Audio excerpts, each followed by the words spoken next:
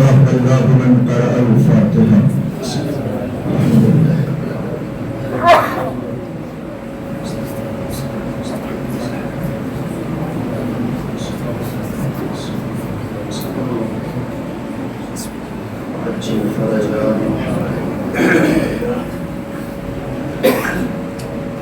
لا حول ولا قوة إلا بالله العلي العظيم.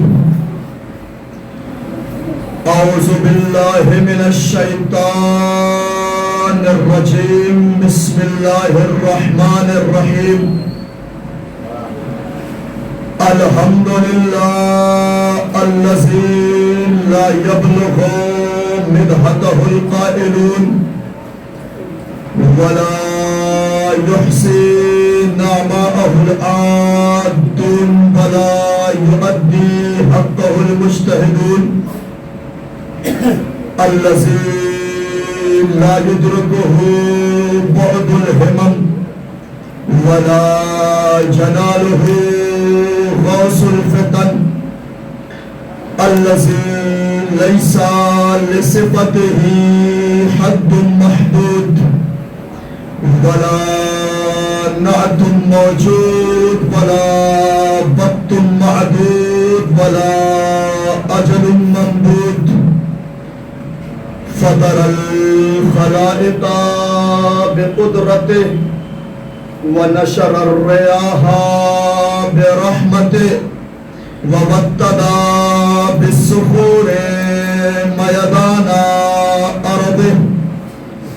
الصلاة والسلام والتحية والإكرام على محبوب رب المشرقين والمغربين جد الحسن والحسين بالقاسم محمد وعلى أهل بيته الطيبين الطاهرين ولعنة الله على أعدائهم ومنكر فضائلهم ومصائبهم أجمعين. أما بعد فقد قال الله تبارك وتعالى في القرآن المجيد وهو أصدق الصادقين وقوله الحق. بسم الله الرحمن الرحيم. إنا علينا للهدى وإنا لنا للآخرة والأولى. صلوات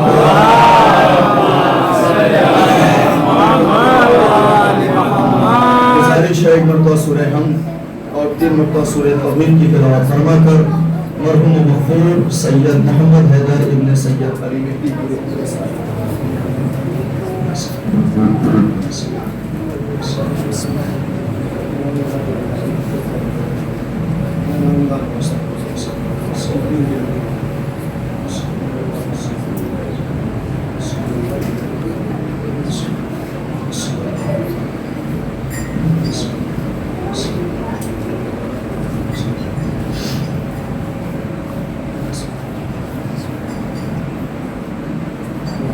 سید محمد حیدر ابن سید علی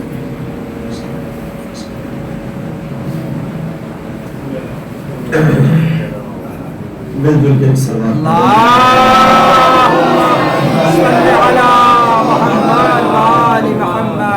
معزز مکرم سامعین کرام، شکر ہے اس خدا وحدہ لا شریک کا جس نے ہمیں تمام تر نعمتوں میں سب سے بڑی نعمت قرآن حسین عطا کیا. دیکھیں، اعلان کوئی بھی کرے، اعلان ہوتا ہے، اور وہ کوئی بھی اعلان بغیر ذمہ داری کے نہیں کرتا ہے. لہٰذا میں آپ کو بتا دوں کہ حالات پورا شوق ہیں، اور حالات پورا شوق ہو یا نہ ہو، ہمیں کبھی بھی ہمارے راہبر اور ہمارے ہادی یہ نہیں سکھاتے کہ ہم انتشار پیدا کر کے کوئی پروگرام کریں.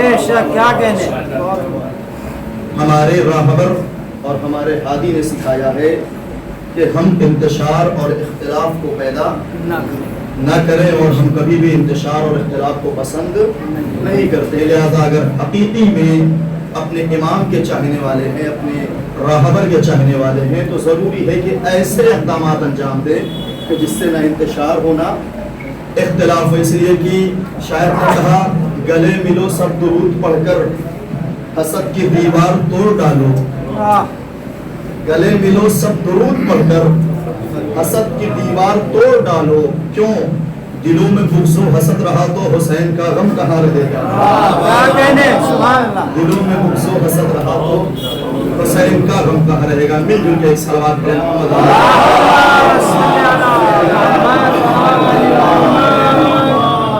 آج کی جو تاریخ ہے، آج کی جو شب ہے، جس مناسبت میں ہم اور آپ فارغ ہوئے ہیں، واقعہ بہت ہی دردناک ہے۔ تاریخ اسلام اور تاریخ انسانیت کے لیے بڑا سانحہ ہے، جس کا خلا تاریخ پر نہیں کر سکتی۔ میں انشاءاللہ تھوڑی سی سوانح حیات پہ مولا کی گفتگو کرنے کی کوشش کروں گا، اگر دامن وقت نے گنجائش اور موقع اور محل اور وقت دیا۔ ہمارے بزرگوں نے ہمیں حکم کیا تھا کہ آج مولا سجاد کی زندگی پہ ہی بیان ہونا چاہیے، تو میں کوشش کروں گا کہ ایک لمحے کے لیے مولا سجاد سے نہ ہٹوں، چاہے مدحت میں ہو چاہے مصائب میں ہو انشاءاللہ، مگر آپ میرے ساتھ رہیے گا۔ الحمدللہ آج چھٹا دن ہے، آپ میرے ساتھ تھے، میں شکر گزار ہوں، آج بھی رہیے گا۔ میں 4 مصروں سے دیکھتا ہوں کہ کون کون میرے ساتھ ہے۔ دنیا کا یہ دستور ہے، بزرگان میری تائید کریں گے، دنیا کا یہ دستور ہے شعیب بھائی کہ اگر ہم کسی کے قدموں میں کوئی چیز ڈالنا چاہیں گے تو ہمیں جھکنا پڑے گا۔ دیکھیے گا، میں ایک تاریخ پہنچانے کی کوشش کر رہا ہوں۔ اگر ہم کسی کے قدموں میں کوئی چیز ڈالنا چاہیں گے، کسی کے پیروں میں کوئی چیز پہنانا چاہیں گے تو ہمیں جھکنا پڑے گا۔ ہر مقام پہ جھکنا پستی نہیں ہے، مگر قدموں میں جھکنا پستی ہے۔ میں 4 مصرے پیش کر رہا ہوں۔ نہ کر تو مجھے قید کرنے کی کوشش، صرف یہ جملہ یاد رہے کہ پیر میں ڈالنا کوئی چیز پستی کی علامت ہے، جھکنے کی علامت ہے۔ نہ کر تو مجھے قید کرنے کی کوشش، جہاں میں رکا تجھ کو رکنا پڑے گا۔ میرے ساتھ جوان میرے ساتھ ہو جائیے گا۔ نہ کر تو مجھے قید کرنے کی کوشش، جہاں میں رکا تجھ کو رکنا پڑے گا۔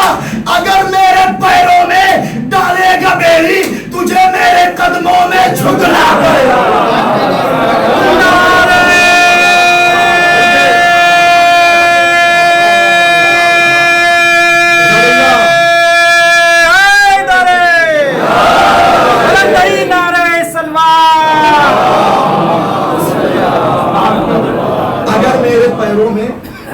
ڈالے گا بیری، تجھے میرے قدموں میں جھکنا پڑے گا۔ یہ مجلس ہے، کل میں نے بیان کیا، یہ مجلس، یہ فرش عزا تبرک مجلس جناب زینب سلام اللہ علیہا کا۔ یہ اور بات میں آج انشاءاللہ شورائے کرام کی فضیلت بیان کروں گا، اور ایسی روایت ہے جو ظاہر امام سجاد علیہ السلام سے منسوب اور منسلک ہے۔ یہ اور بات مصیبت اٹھا گئے سجاد، جملہ سنیے گا۔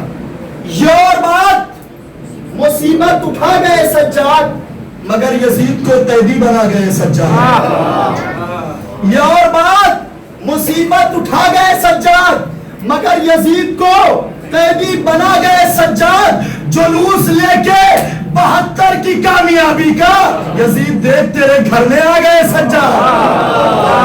جلوس لے کے 72 کی کامیابی کا، یزید دیکھ تیرے، اس سے بڑی جیت کیا ہوگی حسینیت کی کہ جو اپنے آپ کو کامیاب کہتا تھا، مولا سجاد نے 72 کی کامیابی کا جلوس اسی کے گھر میں لے کے گئے اور فرش عزا بچھا کے بتایا کہ دیکھو تمہاری فرش بچھے تو تم جیتے، اگر حسین کی فرش بچھے۔ دیکھیں آپ حضرات الحمدللہ سماج سے تعلق رکھتے ہیں، میں نے کسی مجلس میں جیت اور ہار کا معیار بیان کیا تھا کہ مقصد جس کا باقی ہو وہ جیتا، جس کا مقصد فنا ہو وہ ہار گیا۔ میں ایک جملہ کہہ کے اپنی گفتگو آگے بڑھاؤں گا۔ اب یہ نہ دیکھو کہ کون کہہ رہا ہے کون جیتا، کون کہہ رہا ہے کون ہارا؟ بس یہ دیکھو کہ اگر دنیا میں یزید کے دادا کی نعت پڑھی جائے، اگر دنیا میں یزید کے دادا کی نعت پڑھی جائے تو یزید جیتا، حسین کے نانا کی نعت پڑھی جائے تو حسین جیتے۔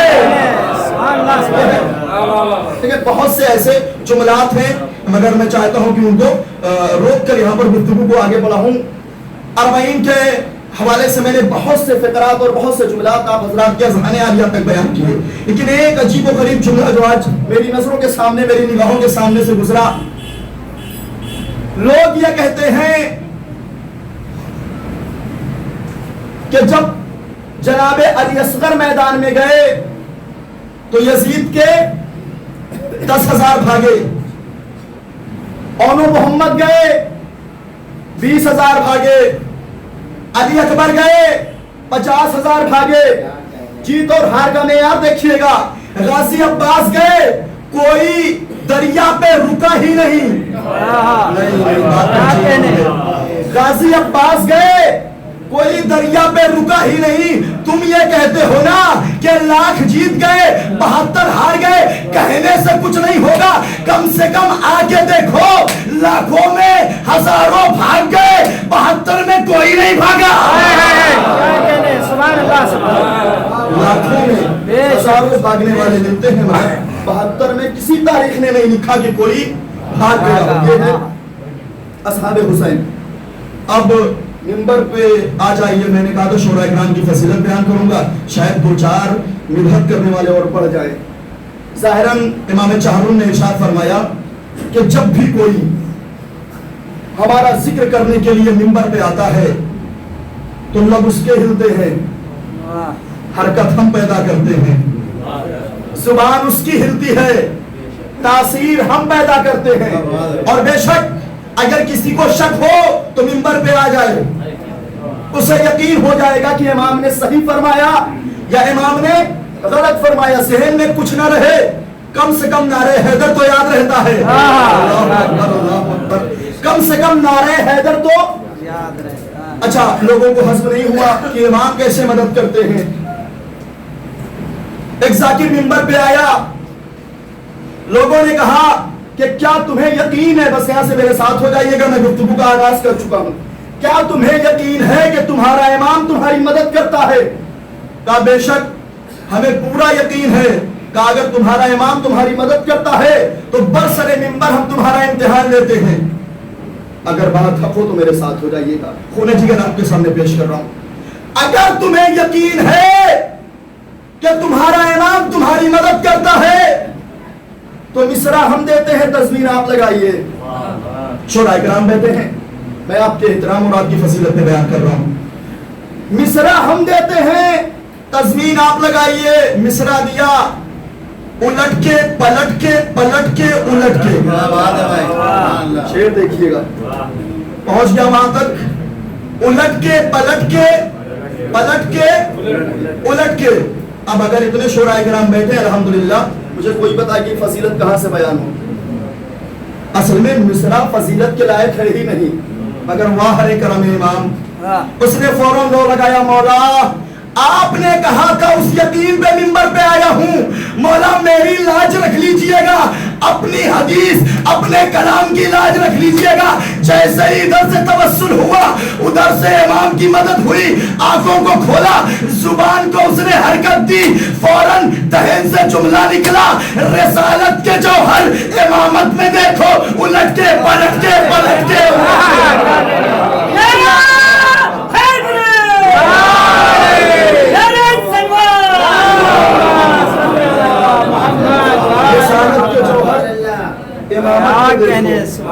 الٹ کے پلٹ کے۔ اچھا ابھی بھی یقین نہیں ہوا، ابھی دوسرا مصرع دیتے ہیں، صرف 3 شعر کی وضاحت کروں گا، ہے تو بہت سارے اشعار ہیں۔ دوسرا مصرع دیا، جو تھوکتے تھے رسالت محاب کیچڑ میں۔ پسند ہوتا کہ آج کے شاعر ہوں تو قلم توڑ کے رکھ دیں کہ مولانا اس پہ ہم فضیلت بیان ہی نہیں کر سکتے، مگر کرم امام کا تھا۔ بہت آہستہ سے پڑھوں گا، کرم امام کا تھا، امام سے لو لگائی، امام نے فوراً اس کے ذہن میں یہ مصرع ڈالا، ایک صلوات پڑھے محمد زمین سے آتی تھی مجھ کو گلاب کی خوشبو، زمین سے آتی تھی مجھ کو گلاب کی خوشبو، جو تھوکتے تھے رسالت میں آپ کی چڑھ۔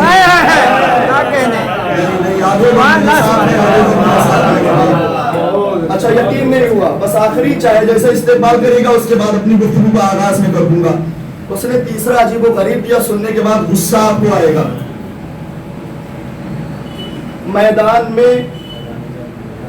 میدان جنگ میں کبھی حیدر ٹکے نہیں۔ کون سی ایسی جنگ ہے جس میں حیدر نہ ٹکے؟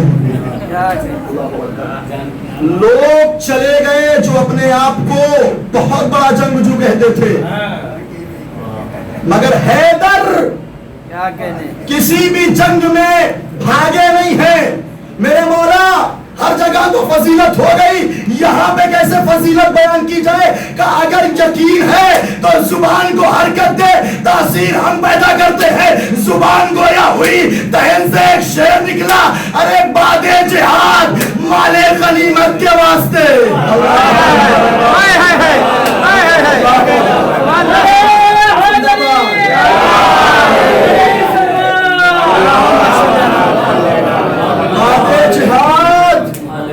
مال غنیمت کے واسطے، میدان جنگ میں کبھی حیدر ٹکے نہیں۔ کیا کہتے ہیں؟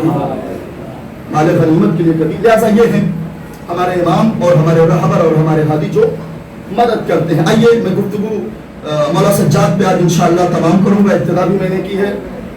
واقعاً واحد ہمارا یہ امام ہے کہ جس کو یوں تو سارے ائمہ ہمارے لائق احترام ہیں اور سارے ائمہ کے لیے لقب دیا جا سکتا ہے۔ ایک سوال کروں گا، ہو سکتا ہے جواب آپ کے ذہنوں میں ہو۔ اگر اسی امام کو سید الساجدین کہا گیا یا کسی اور امام کو کہا گیا، کیا اور کوئی امام سجدہ نہیں کرتے تھے؟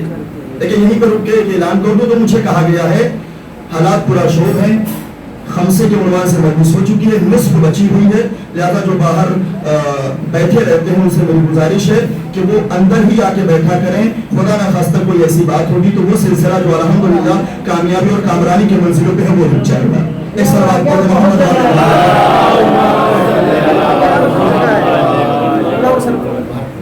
اب میرے ساتھ آپ متوجہ ہو جائیے گا۔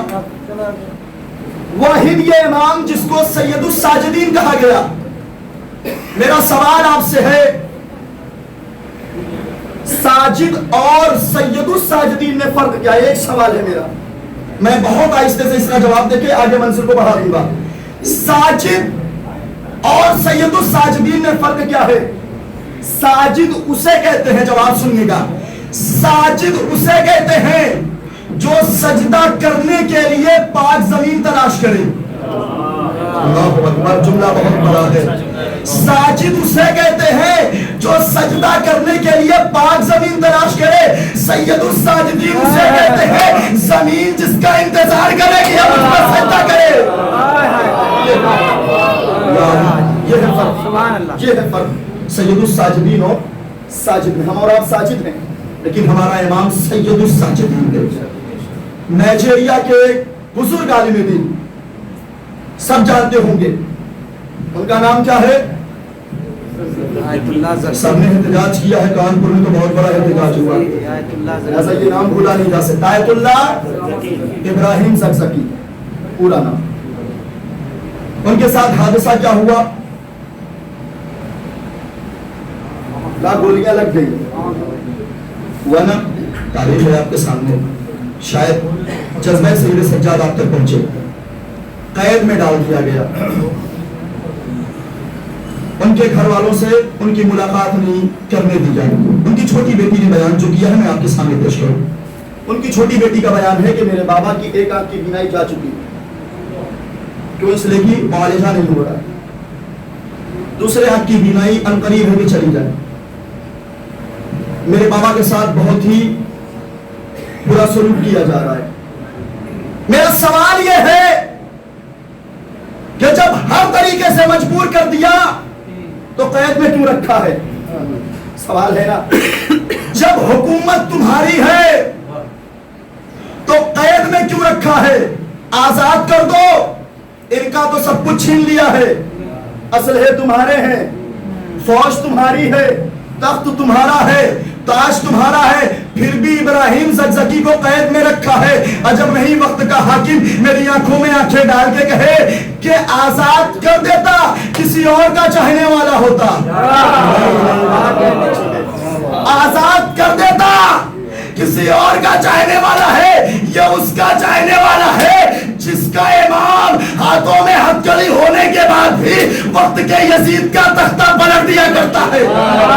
سبحان اللہ سبحان اللہ۔ یہ اس کا چاہنے والا، ان کی رگوں میں ایسے امام کا خون دوڑ رہا ہے کہ جو ظلم کو برداشت نہیں، ظلم کے سامنے دبتے نہیں۔ اسی لیے تو میں نے کل کی مجلس میں ایک جملہ کہا تھا، کائنات کے امیر سے جب سلمان نے پوچھا کہ مولا یہ بتائیے آپ کو دیکھ کے پہچان لیں گے کون زندہ ہے کون مردہ، اس لیے کہ مولا نے کہا کہ کچھ لوگ ایسے ہیں جو چل رہے ہیں پھر بھی مردہ، کھا رہے ہیں پھر بھی مردہ، باتیں کر رہے ہیں پھر بھی مردہ۔ مولا آپ تو امام ہے پہچان لیں گے، مولا ہم کیسے پہچانیں گے؟ میرے مولا نے ایک جملہ کہا، کائنات میں جا کے دیکھنا جو حق بولے وہ زندہ، کیا کہنے، سبحان اللہ سبحان اللہ، جو حق چھپائے وہ مردہ۔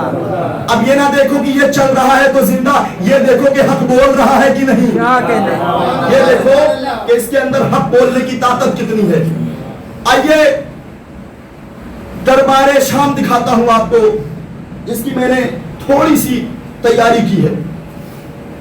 شام کا دربار، بکا ہوا خطیب آنے کے بعد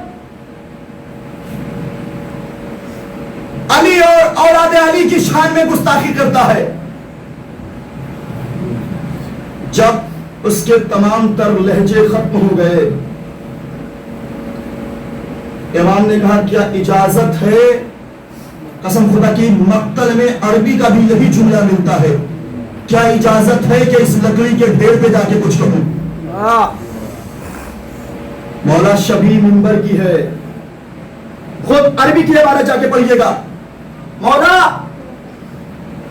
شکل ہے منبر کی، منبر کہہ دیتے، مولا نے منبر نہیں کہا کیا اجازت ہے لکڑی کے ڈھیر پہ جاؤں؟ میرے مولا منبر کہہ دیتے، کہا ہر جگہ کو منبر نہیں کہا جا سکتا، کیا کہنے، سبحان اللہ سبحان اللہ۔ مولا منبر کا معیار کہا ہے، کہا جس جگہ پر علی اور اولاد علی کا تذکرہ ہو وہ جگہ منبر ہو سکتی ہے۔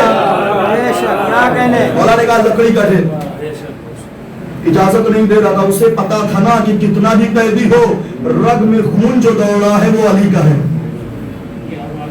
الغرض اجازت ملی، میرا مولا منبر پہ آیا، آنے کے بعد حمد و ثناء پروردگار عالم کرنے کے بعد جیسے ہی اپنا تعارف کرایا، انا ابن مکہ و منا، اے لوگوں میں مکہ اور منا کا بیٹا، میں زمزم و صفا کا بیٹا، سبحان اللہ، میں علی و فاطمہ کا بیٹا، سبحان اللہ سبحان میں خدیجہ کبریٰ کا بیٹا، اللہ، میں حسین ابن علی کا بیٹا، میں فاطمہ زہرا کا بیٹا، میں رسول خدا کا بیٹا، حیران و پریشان۔ سبحان اللہ سبحان اللہ۔ اس نے مؤذن سے کہا جا کے اذان دے، کیوں؟ تاکہ یہ اپنا تعارف نہ کرا سکے۔ بے وقت، تاریخ کہتی بے وقت اذان ہوئی ہے، اذان کا کوئی وقت نہیں تھا۔ بے وقت اذان وہی دیتے ہیں جنہیں پتہ نہیں ہوتا نماز کا وقت کیا ہوتا ہے، اذان کا وقت کیا ہوتا ہے۔ اللہ اکبر۔ بے وقت اذان ہوئی، جیسے ہی مؤذن نے کہا اللہ اکبر، میرے مولا نے کہا جل جلالہ الشان، اسے کہا اشہد ان لا الہ الا اللہ، اس کے بعد جیسے ہی کہا اشہد ان محمد رسول اللہ، میرے مولا نے مؤذن کی طرف نظر کر کے کہا ایک لمحے کے لیے ٹھہر جا، جملہ بہت بڑا ہے چاہے جیسے استقبال کیجئے گا، ایک لمحے کے لیے ٹھہر جا۔ میرے مولا نے یزید کی طرف مخاطب ہو کے کہا یزید یہ بتا جو اذان میں نام لیا جا رہا ہے یہ تیرے جد کا نام ہے یا میرے جد کا؟ سبحان اللہ سبحان اللہ۔ یہ تیرے جد کا نام ہے یا میرے جد کا؟ اچھا ہے، آپ کم سے کم اپنے ذہن پہ فشار دیجئے اس وقت یزید نے کہا کیا ہوگا؟ اچھا اپنے جد کو تو کہہ نہیں سکتا کہ میرے جد کا نام ہے، کیونکہ ایسے کارنامے تو ہے ہی نہیں کہ اذان و اقامت میں ان کا نام لیا جائے۔ لہذا یہ جیت کا اعلان کیا. رک کر ایک جملہ کہوں، امام نے اذان سن کر خطبہ روک دیا تھا. کچھ سمجھ میں آیا پیغام؟ نہیں پہنچا میرے جوانوں پیغام؟ سبحان اللہ سبحان اللہ. امام ہے. ہم اور آپ خطبہ روکے تو دو چار مومنین کہیں گے ہم آپ خطبہ دیجئے، مجلس پڑھیے، اذان ہوتی رہے گی. لیکن امام کے سامنے تو نہیں کہہ سکتے. امام نے خطبہ روک کر بتایا کہ مجلس کسی بھی پیمانے کی ہو، اگر وقت نماز ہے تو مجلس رک جانی چاہیے. اصل پیغام ہے حسینیت کا. امام نے دیا کہ اگر نماز اور اذان کا وقت ہے، کبھی بھی مجلس کے وقت کو اذان و نماز سے نہ ٹکراؤ. اس لیے کہ اذان و نماز سے وہی ٹکراتا ہے جو کسی ایک کو چھوڑنا چاہتا ہے. یا تو آپ یقین کرو کہ ایک کو چھوڑنا چاہتے ہو. اور کل میں نے آپ سے ایک اور سوال کیا تھا، پاکستان کے درس کا معاملہ بتایا تھا، اس میں ایک چیز رہ گئی تھی. مسئلہ یہ ہے، سوال ہوا کہ نماز کون لوگ نہیں پڑھتے. تو بچے نے کھڑے ہو کے کہا کہ جو مر چکے نماز نہیں پڑھتے. پھر ایک نے کھڑے ہو کے کہا کہ جو کافر نماز نہیں پڑھتے. ایک چیز اور رہ گئی تھی، وہ کیا ہے؟ وہ تو عجیب و غریب مرحلہ ہے. تیسرے نے کھڑے ہو کے کہا جسے نماز نہیں آتی وہ نماز جسے نماز نہیں آتی وہ نماز نہیں پڑھتا ہے. اب آپ کو اپنا موازنہ کرنا ہے کہ تینوں فہرست میں کس میں ہیں آپ. اگر نہیں ہے تو خدا حسین کا واسطہ مقصد حسین کو مسئلے پہ جا کے بیان کیجئے. اب نماز کی بات آ گئی، ہمارے بزرگان بیٹھے ہیں الحمدللہ، سائنس اور یہ ساری چیزیں پڑھنے والے حضرات ہیں، اور ہمارے شعیب بھائی بھی ہیں. ایک ایسا نیا جملہ ہے اور نئی تحقیق ہے کہ انشاءاللہ کچھ یاد رہے نہ رہے، میری اس عشرے کی مجلس کا یہ جملہ ہمارے بچوں اور جوانوں کو ضرور یاد رکھ جائے گا. پانی کے پاک ہونے کے کتنے طریقے ہیں؟ کم سے کم 3 طریقے. کتنے؟ 3 طریقے. پہلا، دیکھو رنگ بدلا ہے کہ نہیں. میں نماز اور اذان اور وضو سے اگر ثابت کر سکا تو میرے ساتھ ہو جائے گا. پہلا، دیکھو رنگ بدلا ہے کہ نہیں. دوسرا، یہ دیکھو کہ بو تو نہیں بدلی ہے. تیسرا، چکر دیکھو ذائقہ تو نہیں بدلا ہے. یہ تو طریقہ بتا دیا اسلام نے. اب ہمیں پریکٹیکل کہاں کرنا ہے؟ کیسے پتا چلے کہ اسلام نے جو بتایا ہے کہیں پر عمل کروایا ہے کہ نہیں؟ کا پتا کرنا ہے. مسجد میں آؤ، مسجد میں پہنچے، کہا وضو میں کچھ چیزیں مستحب ہیں، کچھ چیزیں واجب. پہنچنی چاہیے. اگر تصدیق ہو جائے تو میرے ساتھ ہو جائے، دعا کر دیجیے گا. آؤ مسجد میں وضو کرو. کتنی چیزیں مستحب؟ کہا 3 چیزیں. واجب پہلے اسلام نے نہیں کہا پہلے مستحب کرو. مستحب میں سب سے پہلے کہا پانی لو، اگر صحیح ہے دیکھنے میں تو ہاتھ کو دھلو. اگر پانی دیکھنے میں صحیح ہے تو ہاتھ کو دھلو. اس کے بعد کہا 3 مرتبہ کلی کر کے دیکھو ذائقہ صحیح ہے کہ نہیں. اس کے بعد کہا ناک میں پانی ڈال کے دیکھو بو تو نہیں بدلی ہے. جب سارے مرحلے ہو جائے، یقین ہو جائے پانی صحیح ہے، تب واجب افعال انجام دو.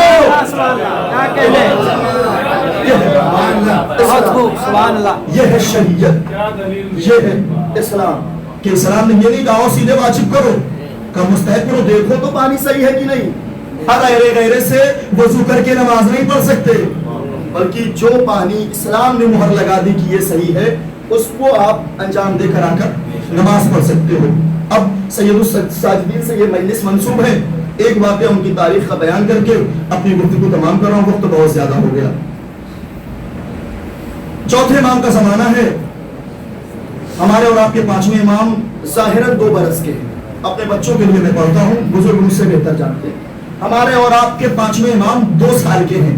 ظاہراً جو تاریخ میں سن لکھا، اچانک وہ کنویں میں گر جاتے ہیں. اب مصلحت پروردگار ہی کہیں یا کچھ اور کہیں یا آپ کی مرضی، مگر نتیجہ آنے کے بعد آپ کو فیصلہ کرنا ہے کہ یہ کیا تھا. چوتھے امام حجرے میں سجدے میں مصروف ہے. اچھا میں نے تاریخ میں ایک آج اور جملہ پڑھا ہے کہ ہمارے اور آپ کے درمیان جو سجدہ کرتے ہیں ان کے صرف پیشانی پہ نشان آتے ہیں، اس لیے ان کو ساجد کہتے ہیں۔ ہمارے اور آپ کے امام کو سید الساجدین اس لیے بھی کہا جاتا تھا، ان کے ساتوں اعضائے سجدہ پہ سجدے کے نشان تھے۔ یہ ہے ہمارا امام سجدے میں ہے، امام کی زوجہ آتی ہے، امام سجدے سے سر اٹھاتے ہیں، امام نے کہا چہرے پہ شکن کیسی ہے؟ مسکرا کے امام نے کہا کہ اے میری زوجہ آپ کے چہرے پہ شکن کیسی ہے؟ کہا کہ ہمارا اور آپ کا بیٹا کنویں میں گر گیا ہے۔ تاریخ نے لکھا کہ امام نے امامت کی قبا اوڑھی، رسالت کی ابا اوڑھی، صبر کا امامہ رکھا، تولا کی تسبیح لی، تبرہ کا عصا لیا، اللہ اکبر، دروازہ کھلا، امام کنویں کے پاس آئے، لوگوں نے کہا مولا اب آ رہے ہیں، بچے کی تو جان چلی گئی ہوگی۔ سنیے گا امام کا جواب، بچے کی تو جان چلی گئی ہوگی۔ امام نے کہا پریشان نہ ہو۔ امام نے کنویں میں ہاتھ ڈالا، ہاتھ ڈالنے کے بعد کہا اے کنویں کے پانی میرے محمد باقر کو میرے حوالے کر دے۔ کیا کہنے، اللہ اکبر۔ تاریخ کہتی ہے کہ پانی کی سطح بلند ہوئی، اتنی بلند ہوئی کہ امام محمد باقر اوپر آ گئے۔ لوگوں نے دیکھا کہ امام محمد باقر پانی کے اندر نہیں، پانی کے اوپر ہیں، پانی کے اوپر ہیں۔ لوگوں نے کہا مولا، جملہ سنیے گا، مولا آپ کے چہرے پہ شکن نہیں آئی، آپ کا بچہ کنویں میں تھا۔ میرے مولا نے تاریخی جواب دیا، میرے مولا نے کہا جب میں نے اللہ کے سجدے میں خیانت نہیں کی، جب میں نے اللہ کے سجدے میں خیانت نہیں کی تو اللہ میری امانت میں خیانت نہیں کر سکتا۔ امام نے کہا ہے اعتماد رکھو اپنے خدا پہ۔ جب ایسا اعتماد ہوتا ہے کہ امام سجدہ کرتے ہیں، پیر سے تیر نکال لیا جاتا ہے، امام سجدے میں ہوتے ہیں، امام نماز میں ہوتے ہیں، سانپ انگوٹھے کو چبا جاتا ہے، خبر نہیں ہوتی ہے، تب جا کر ایسا شخص ہمارا ہاتھی بنتا ہے۔ یہ ہے ہمارے راہبر۔ لہذا پہچانے منزلت کو کہ ہمارے اور آپ کے راہبر نے ہمیں کیا دیا ہے۔ عزیزوں، امام نے یہ ساری چیزیں تو ہمیں دے دی، مگر رونے کے لیے بہت سے فقرات اور جملات چھوڑ دیں۔ میں نے فضائل تھوڑے سے شاید کر پڑھے ہوں، اس لیے کہ آج مصائب مجھے امام کا مکمل پڑھنا ہے۔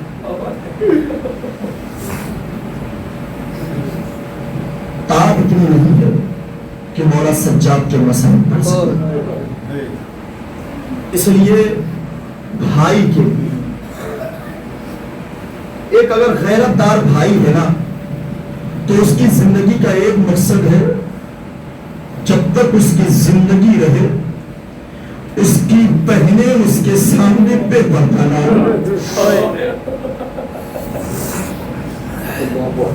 آوازیں گریہ بلند ہو۔ رونے میں کنجوسی نہ کیجیے گا، اس لیے کہ امام مظلوم کا پرسہ کرنے کے لیے آئے ہیں۔ بھائی کا مرتبہ بہن کے لیے یہی ہوتا ہے کہ کچھ بھی ہو جائے ہماری بہن بے پردہ نہ ہو۔ جب 40 ہجری کے کوفے میں زینب بابا کے دور حکومت میں کوفے میں جاتی تھی نا تو مولا کہتے تھے سورج ڈوبنے کے بعد زینب کوفے کے اندر آئے گی۔ وجہ کیا ہوتی تھی؟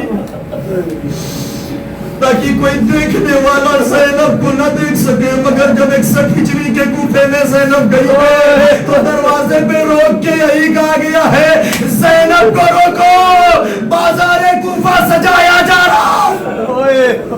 اجر کو مل اللہ کوئی غم نہ دے سوائے غم آل محمد۔ ایک بھائی کے دل پہ کیا گزری ہوگی، مگر بھائی اتنا مجبور کے ہاتھوں میں ہتھکڑیاں ہیں، پیروں میں بیڑیاں ہیں۔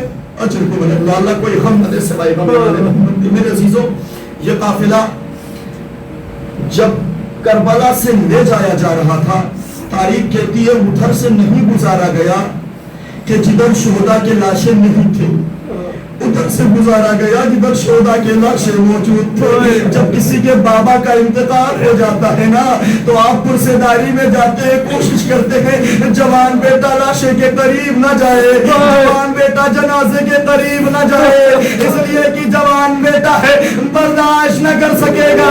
हाय मेरा मौला सैयद सज्जाद, उसकी निगाहों के सामने उसके बाबा का जनाजा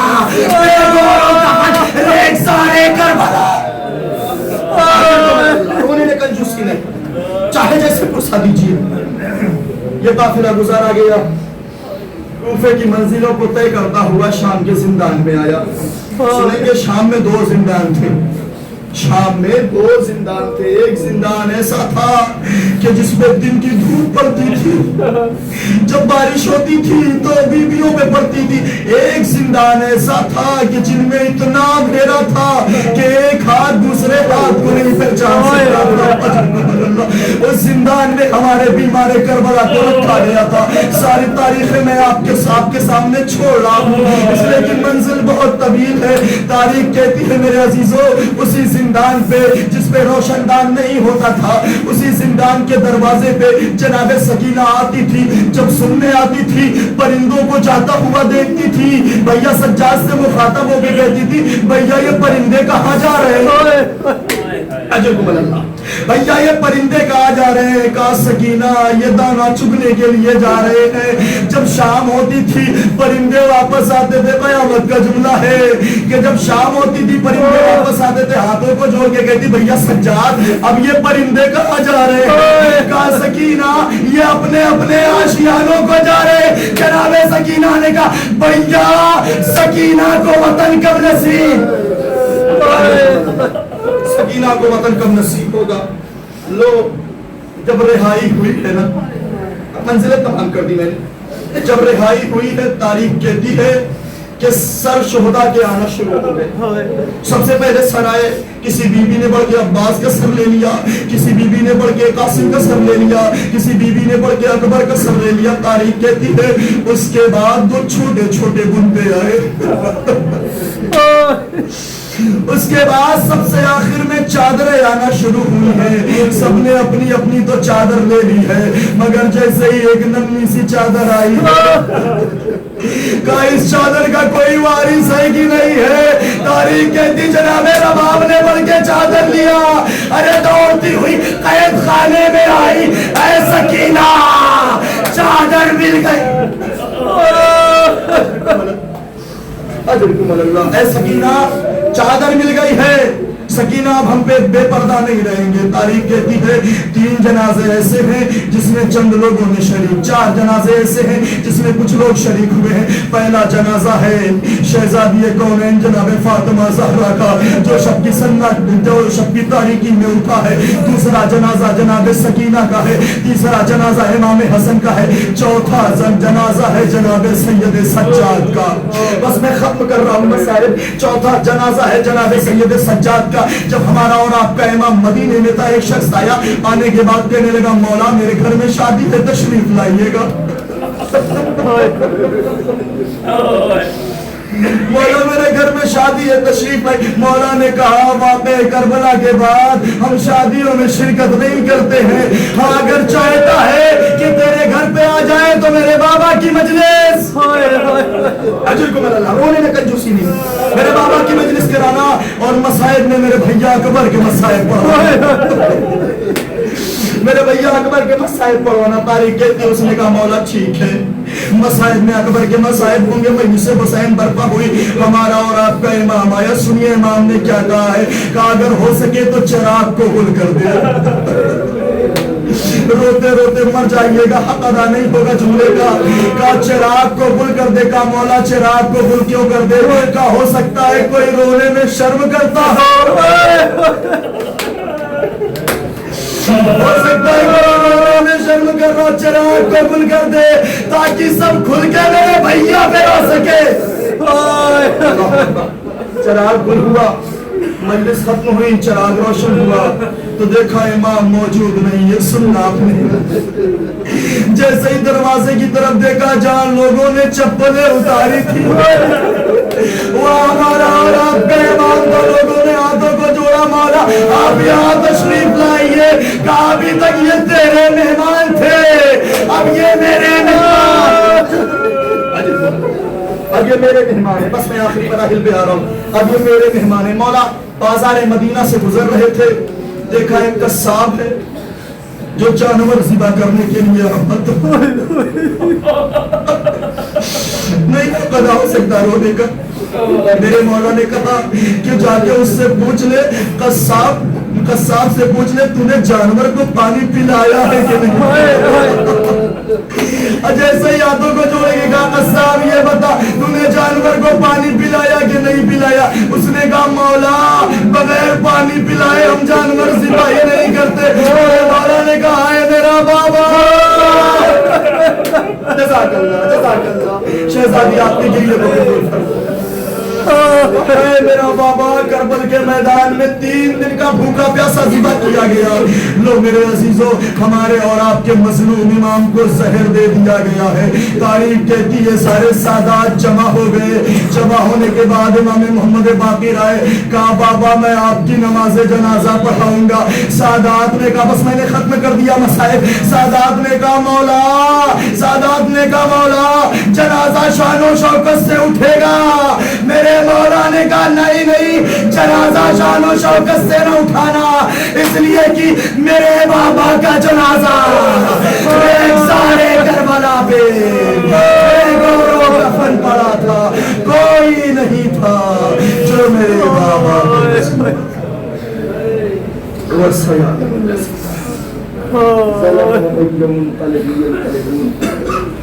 انا للہ و انا الیہ راجعون رضا بقضائه وتسلیما لامره